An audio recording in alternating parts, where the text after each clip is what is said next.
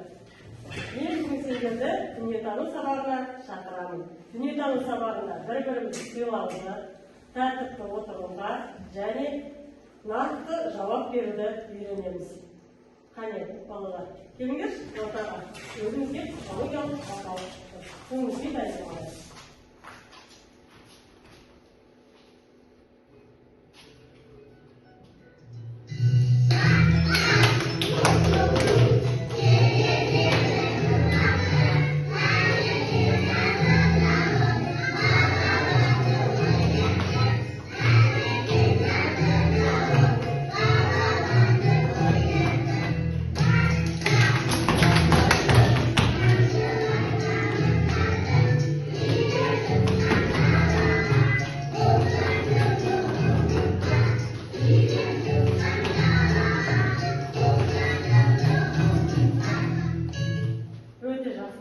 Орнымызға отырамыз.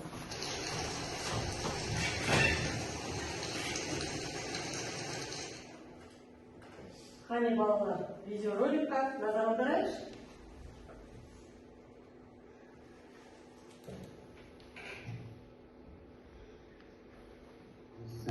Кейбір аймақтарда мұндай қауіпті құбылыстар басқаларға қарағанда жоғары жиілікте және жойқын күшпен пайда болуы мүмкін.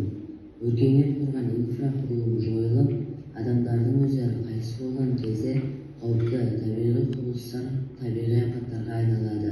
Сіздермен бірге Ғалам ТВ арнасы бүгінгі видеода ең қауіпті табиғи құбылыстармен танысатын боламыз. Ең қауіпті табиғи құбылыстармен танысамыз.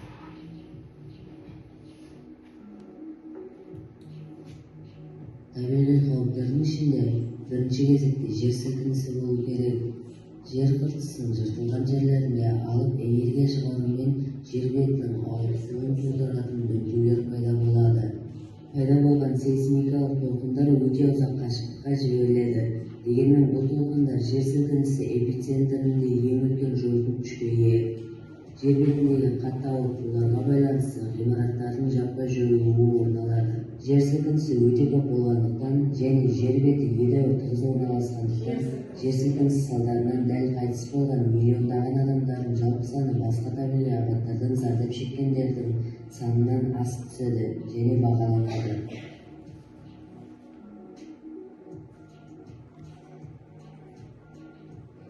Цунами толқыны түріндегі нақты апаты көбінесе көптеген шығындарға және апатты жоюға әкеледі. Су астындағы жер сілкінісі немесе тектоникалық плиталардың мұхиттағы ығысуы нәтижесінде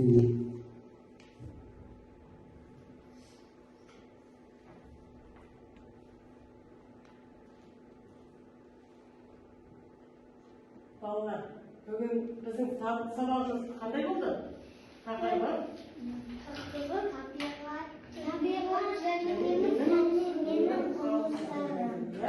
Қараңдаршы, осы тақырыпқа сәйкес бізде мына табиғат бұрышында нелер бар? Не көріп тұрсыңдар?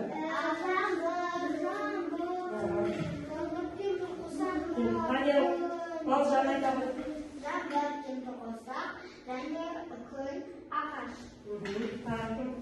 Ердос.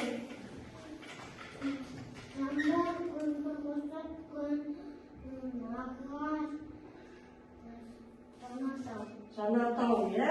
Бұл қауіпті ма, қауіпсіз ба? Қауіпті. Қауіпті, иә? Тағы да кәдебегі кәдебегі.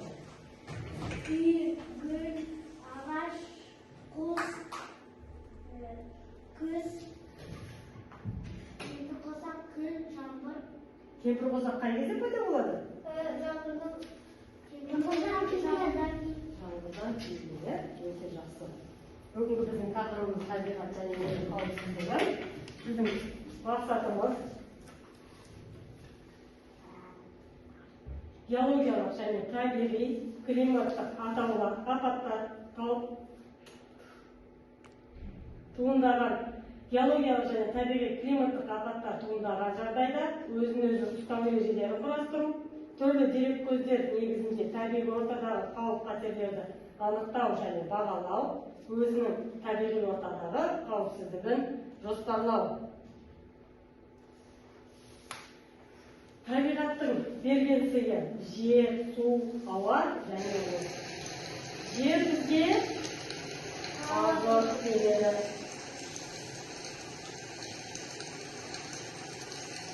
Отпен біз жылынамыз, ауамен тыныстаймыз, сумен шөлімізді қандырамыз, иә? Енді алайда олардың табиғи апаттарға айналу қаупі де бар.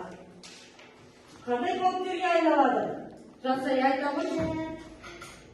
От ағаштарды өртейді, үйлерді өртейді. Егер орманға барғанда өртті өшіріп кету керек. Өшірмесе ағаштар Не болады? күйеді. Өте жақсы. Қане еш дос айта ғой? Айта ғой? Су өртті өшіреді. Суды ішеміз. Су сенімді болып кетеді. Өте жақсы. Қане балалар не айтасыз? Ал жер сілкінісі болып кетуі мүмкін. Айта ғой? Ауамен тұрмыс аламыз. Далаға шығып жеп аламыз.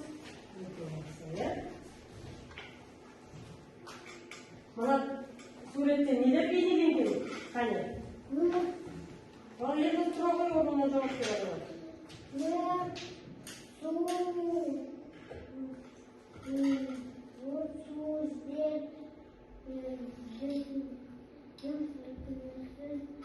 Жақсы отырамыз, қане? Балжан. Бұл жерде адамдар жер жанып жатырады. Алайда үйді де жел орабады. Орап жатыр ма? Ол не деп айтылады? Дауыл, иә? Қане? Жансай айта ғой? Адамдар көлде батып кетеді, жер сілкінісінен қашылады. Анда үйлерді ұшырып жатыр. Анда орманды өртеп жатыр. Құтқарып жатыр. Жақсы. Өрттен. Жақсы. Қане, келе. Табиғаттағы катаклизмдер адам өміріне қауіп тудыратын алапат құбылыстар. Өз өмірің мен денсаулығыңды сақтау үшін табиғи катаклизмдерден сақтанатын қауіпсіздік ережелерін білу керек. Сурет бойынша жер сілкінісі кезінде өзіңді қалай ұстау керектігін түсіндір. Ал енді сөйтіп. Дұрысқа тұру керек, екіға тұруға болмайды. Талғына кету керек. Жақсы, отыра ғой, кәне балжан. Біреулерден көмек сұрау керек. Ол жерден қашып кету керек. Және де терезеден секіру керек. Өте жақсы. Кәне Жансай. Адамдар қашу керек, жер сілкінісінде лифтіға сынып қалады. Бұрышқа тұру керек. Терезеден секірсе, бір жерден қаттанып Жақсы. Алда мен не айтасың, айта ғой? Сүйеге беріп жақпау керек. Үйден қашу керек. Бұрышқа тұру керек. Терезеден секіруге болмайды. Өте жақсы. Жұптасамыз, иә? Бір-бірімізбен жұптасып, табиғат катаклизмдердің атауын айтамыз, иә? Бірінші сурет, екінші, үшінші, төртінші сурет. Төрт суретте не берілгенін?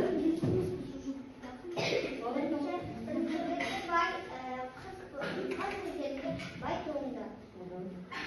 Ал алдар түссе байды алдайды. Екіншісі, кәне, алдармен айта ғой. Адам құсты емдеп жатыр. Ол қай мезгілде болған деп ойлайсың? Қыс мезгілінде. Ол құс қарсы толған ғой, иә? Қалай айта ғой? Міне, тұр. Қандам мені өртеніп олам тағы соғылатын қоймауымен. Неліктен? Біз өртеніп жатырмыз деп. Өте жақсы. Қане Жансай айта ғой? Ата көлдегі қояндарды құтқарып жүр. Өте жақсы. Қане, бір-бірімізге баға берейік, иә? Басқармаға түсімен баға берейік, кәне. Қалай жауап берді? Жақсы. Жақсы, иә? Sergütü sәті орнымыздан тұрамыз. Жаңбыр жауды, тастақты, боран соқты, жер тұрды, найзағай ойнады,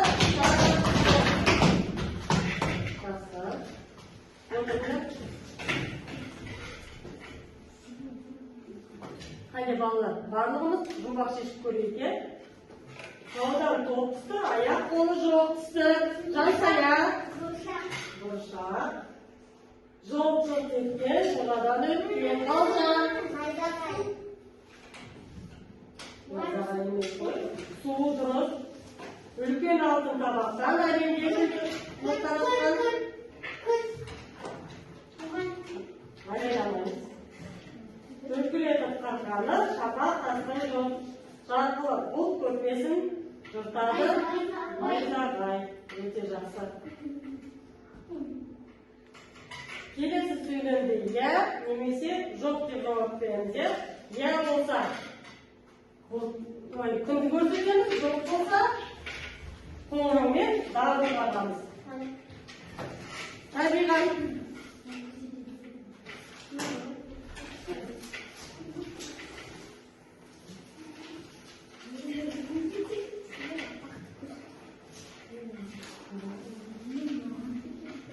Табиғат аясына шығарда ауа райы болжамын білу қажет пе? Су тасқыны қатты нөсер жауыннан қардың ерінен туындай ма? Найзағай шақылдағанда қауіпті ме? Боран қатты жел мен қардың өсуінен бола ма? Серік біркелкі құю үшін қыздырының алдында денеге өсімдік майы қолданған жөн бе? Әлде жоқ па? Жақсы. Қауіпті аймақтар табиғи және техногендік экологиялық. Табиғи адамның іс-әрекетіне тәуелді емес, құрғақшылық, су тасқыны. Техногендік адамның іс-әрекетіне байланысты өрттің шығуы. Экологиялық адамның іс-әрекетіне байланысты екен, иә? Қане қараңдаршы, мына суретте табиғи деп қайсыны айттық?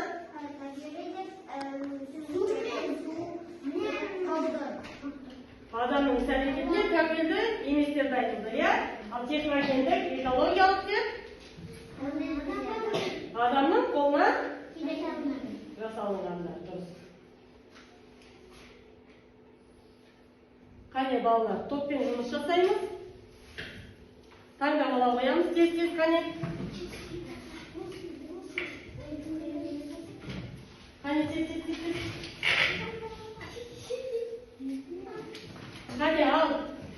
Балжан ата бар, Мұстафа, мұнда келді, иә? Қане, күлмейміз.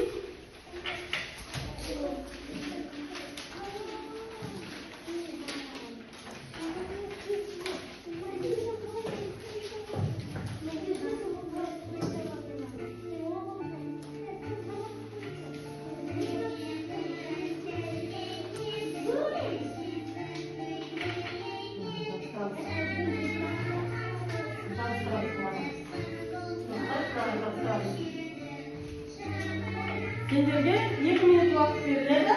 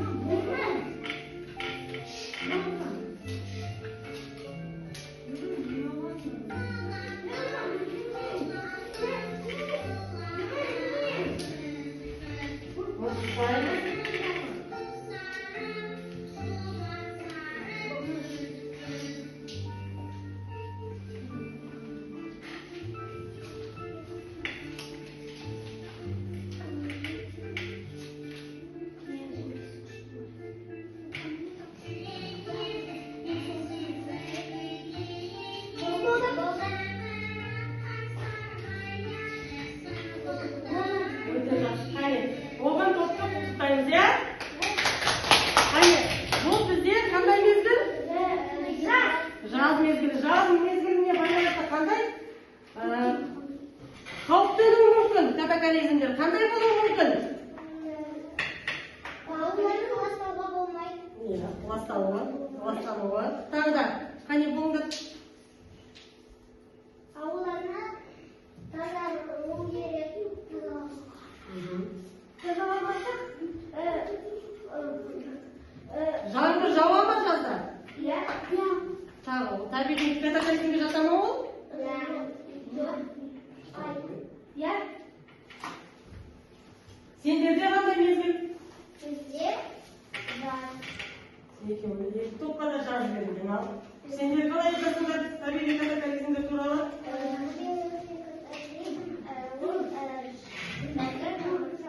Жаңбыр жауады, тағы да не болады?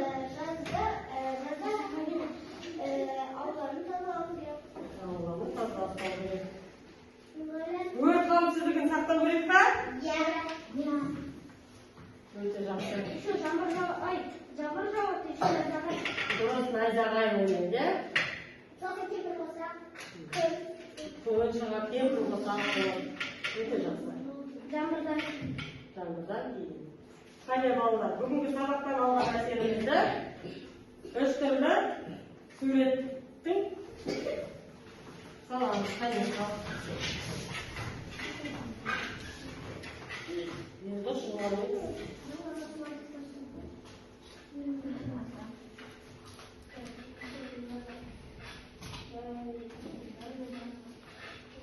болса бұрын отырамыз.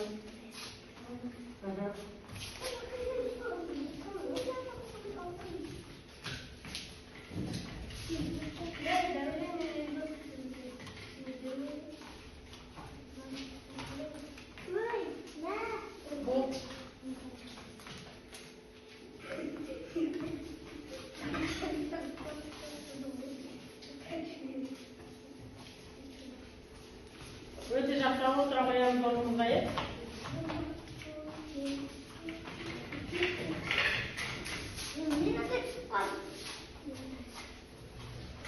Қолымызға алып тұра қоямыз.